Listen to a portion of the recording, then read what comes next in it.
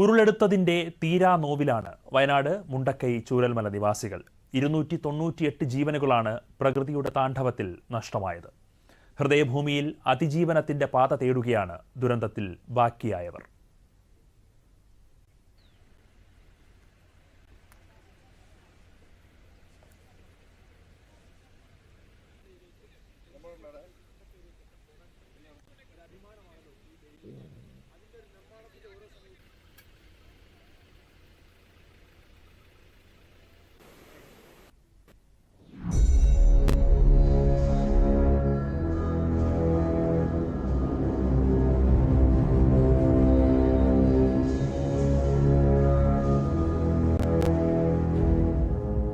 ചൂരൽമല, മുണ്ടക്കൈ, പുഞ്ചിരിമറ്റം എന്നീ മനോഹര ഗ്രാമങ്ങളെ ഒരു രാത്രി ഇരുണ്ടു വെളുക്കും മുൻപ് ഭൂമുഖത്ത് നിന്ന് തുടച്ചു നീക്കിയ കറുത്തരാവ്. ഒരുപാട് സ്വപ്നങ്ങളും പ്രതീക്ഷകളുമായി ഉറങ്ങിയ ഒരു നാടിന്മേൽ പ്രകൃതി താണ്ഡവമാടിയ ദിനം 2024 ജൂലൈ 30. ശക്തമായ മഴ മുന്നറിയിപ്പുണ്ടായിരുന്നെങ്കിലും തങ്ങളുടെ ഉറ്റവരെ കൊണ്ടുപോകാനുള്ള പേമാരിയാണ് വരുന്നതെന്ന് മുണ്ടക്കൈ ചൂരൽമല നിവാസികൾ പ്രതീക്ഷിച്ചില്ല.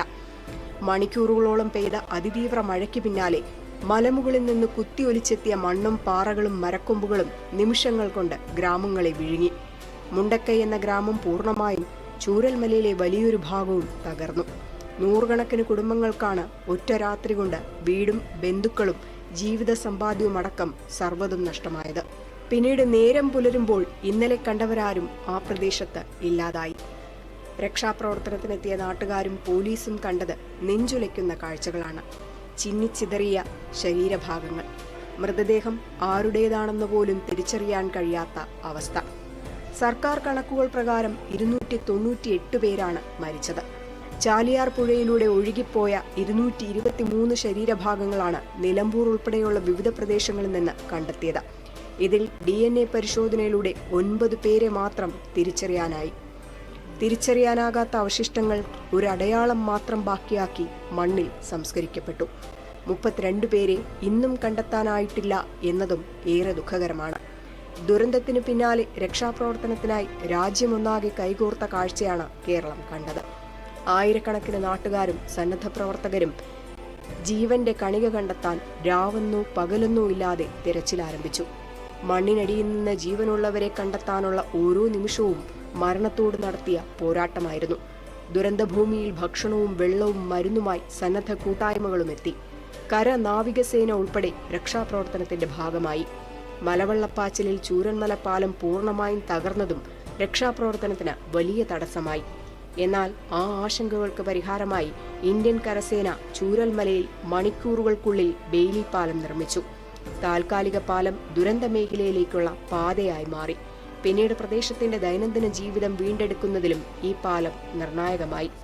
ദുരന്തഭൂമിയിലേക്ക് പ്രധാനമന്ത്രി നരേന്ദ്രമോദി ഉൾപ്പെടെയുള്ളവരുടെ സന്ദർശനം ജീവനുകൾ ബാക്കിയായവർക്കും നാടിനും ആശ്വാസമായി. ദുരന്തമുഖത്ത് കേരളം കാട്ടിയ ഐക്യദാർഢ്യം ലോകത്തിനു തന്നെ മാതൃകയായിരുന്നു. 2 വർഷങ്ങൾക്ക് ശേഷം പുനരധിവാസം ഭാഗികമായി മുന്നേറുകയാണ്. സർക്കാർ ടൗൺഷിപ്പിൽ 178 വീടുകൾ ഇതിനോടകം ഗുണഭോക്താക്കൾക്ക് കൈമാറി. ശേഷിക്കുന്ന 158 വീടുകൾ ഈ വർഷം സെപ്റ്റംബറോടെ കൈമാറുമെന്നാണ് അധികൃതർ പറയുന്നത്. കോൺഗ്രസ്, മുസ്ലിം ലീഗ്, വിവിധ മത സാമൂഹിക സംഘടനകൾ, സന്നദ്ധ കൂട്ടായ്മകൾ എന്നിവയും ദുരന്തബാധിതർക്കായി വീടുകൾ നിർമ്മിച്ചു നൽകുന്നുണ്ട്. സർക്കാരും സന്നദ്ധ സംഘടനകളും ഒത്തൊരുമിച്ച് കൈകോർത്തപ്പോൾ നിരവധി പേർക്ക് കൽപ്പറ്റയിലെയും മറ്റു പുനരധിവാസ കേന്ദ്രങ്ങളിൽ പുതിയ ജീവിതം കെട്ടിപ്പടുക്കാൻ സാധിച്ചു.